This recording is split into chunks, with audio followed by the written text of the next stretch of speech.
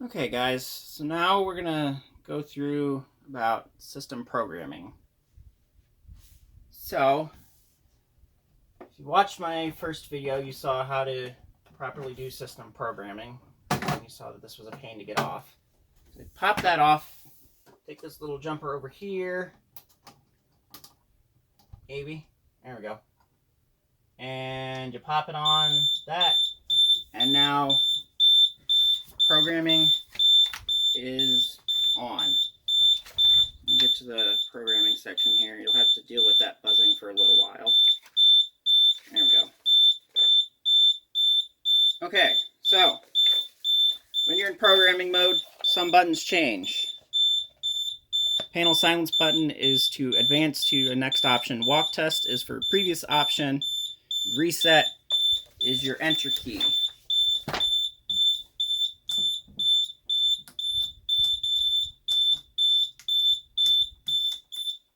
There we go. Well, that's when you're entering values for options, is that. So selecting the panel programming option is signal silence and drill is your next option. Remote disconnect and there is the previous option. So right now you see the disable LED and the service LED are lit. So find the correct thing in here. So what you see right now is the option for loading defaults, meaning factory settings.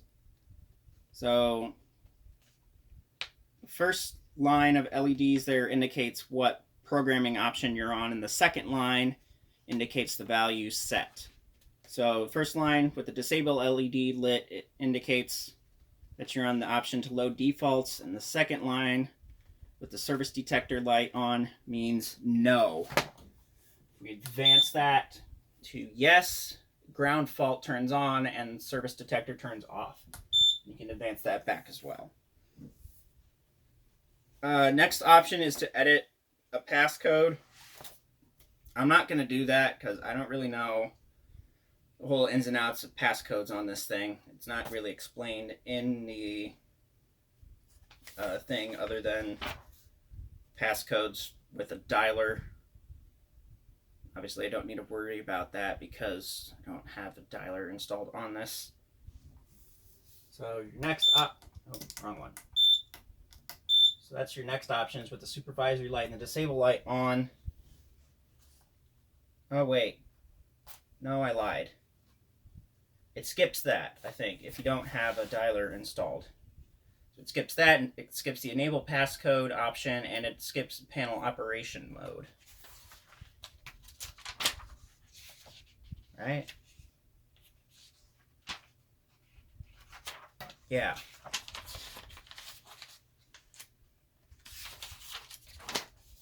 Find my note. Yeah. Available only when an F-F is installed. F meaning F-DACT, digital alarm communicator and transmitter.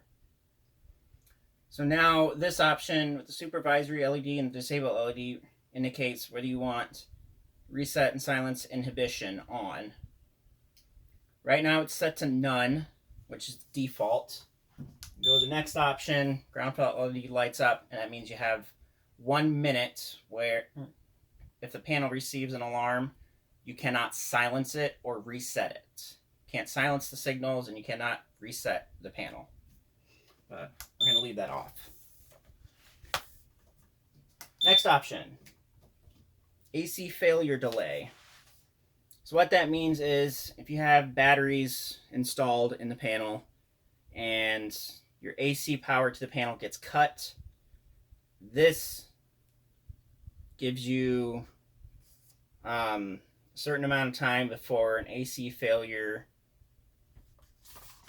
event is transmitted, and yeah. Yep. So that's how long that the dialer on the panel would wait before it transmits the alarm. Default is 3 hours.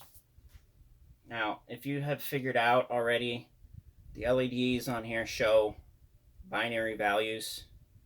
That's a binary value for 3. So you've got options from 0 to 15 for that.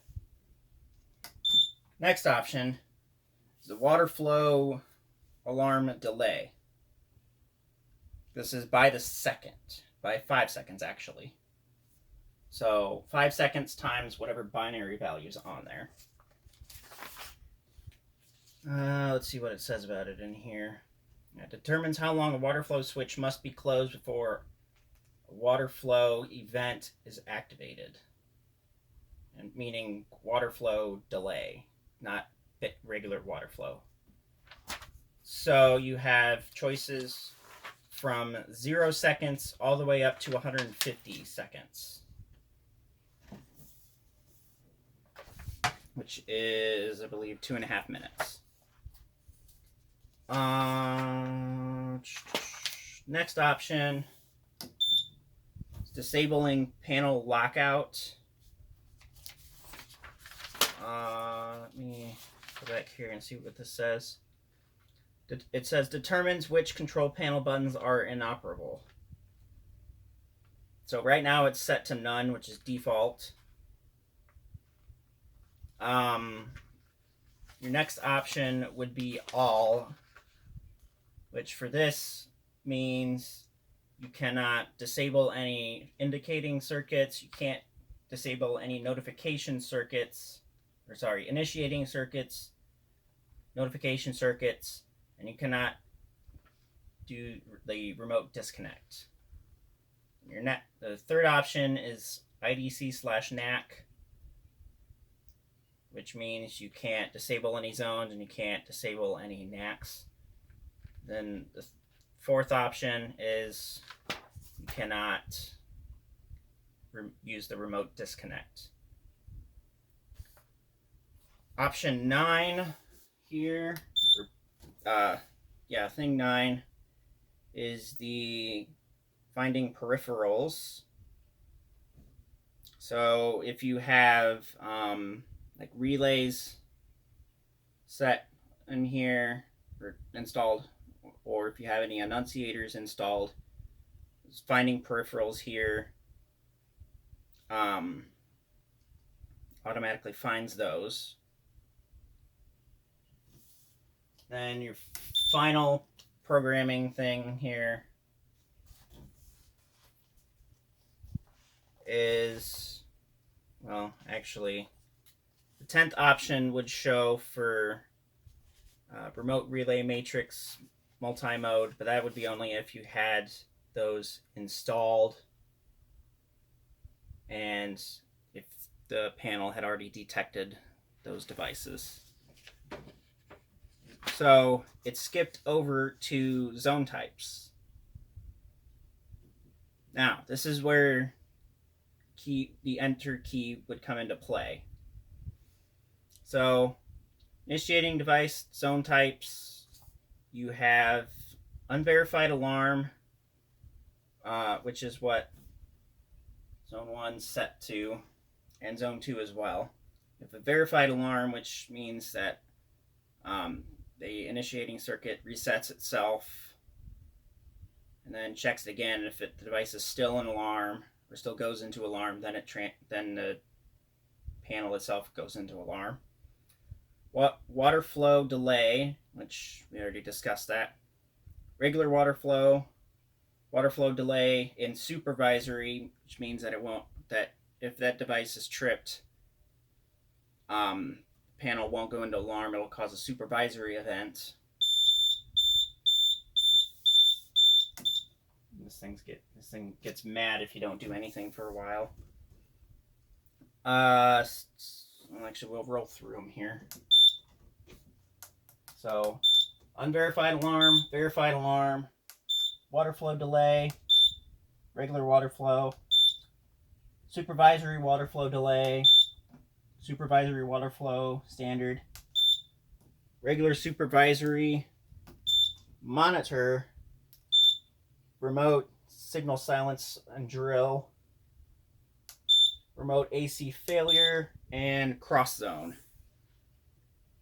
cross zone usually would be for setups for like releasing systems, but we'll leave that on delay or unverified alarm. My bad. Now, to switch which zone you're talking about here, which zone you're programming, just press the disable button to move along that line there. Next option is your initiating device circuit class B or class A. Class A means that it has the devices have to loop back in some manner in order to be supervised. Class B is your standard means of wiring, which is how I have these set up, meaning that it's just one wire out, one wire back. Or positive out, negative back, I guess is how you would say it. Next option is a non-latching initiating circuit, meaning you can have it set up to transmit an alarm at a specific time, but once that initiating device circuit is set back to normal, the panel stops transmitting the alarm, and it just resets itself. Usually you would use that with certain supervised devices, sometimes water flow devices. Next option is initiating device service check. You would use this if you had certain ESL model detectors that have the, I believe it's called Clean Me. The Clean Me function, which indicates that, hey, I'm close to ending my lifetime as a smoke detector. Either get me replaced or clean me up. Next one would be RRM delay, remote relay module delay, or relay, my bad. We don't have that. Then the next four after that would be for if you have these NAC circuits set up for coding, like custom coding. But since we don't do that, it skips all those options. It goes to your next option. Actually, your next option would also be skipped. So it skips 6 options here. Remote relay module relay control, code digit 1, code digit 2, code digit 3, code digit 4, and your initiating device circuit label, which the label would only show up if you had one of those F-DACTs installed. So your next option here is your NAC configuration. Oh, first option here is NAC type. So you have continuous, temporal 3, Genesis sync with full silence, meaning no audible and no visual when the panel is silenced. And coder and city tie, which means that that NAC will not be able to be disabled or silenced because it's connected to what's called a city tie module. But we're going to leave NAC 1 set on continuous. Same thing here as with the initiating device programming options. You press the disable button to choose which NAC you want to program. And as you can see, NAC 2 is set to the temporal code, and NAC 1 is set to continuous. Now, next option is your NAC class. Class A or Class B. Same thing with the initiating device circuits. You know. Next up is auto signal silence. This is by the minute. So right now it's set to 0, which means the signals don't silence themselves. You can have it set to go between 0 minutes, which no silence at all the way up to 30 minutes, which would mean after 30 minutes of the panel being an alarm, the signals would silence themselves if they have not already been silenced. And your next option is choosing whether or not a specific NAC is silenceable. That's just a basic yes or no. So NAC 1 is not silenceable. NAC 2 is. And that's it for those. It just goes all the way back to the beginning with your defaults. So that's a basic explanation of the programming of the Edwards FireShield Plus. Next video, I'm going to get out one of my Genesis appliances, and we're gonna set up this panel to do the Genesis sync stuff, and I'll show you how awesome it is. See you guys in a bit.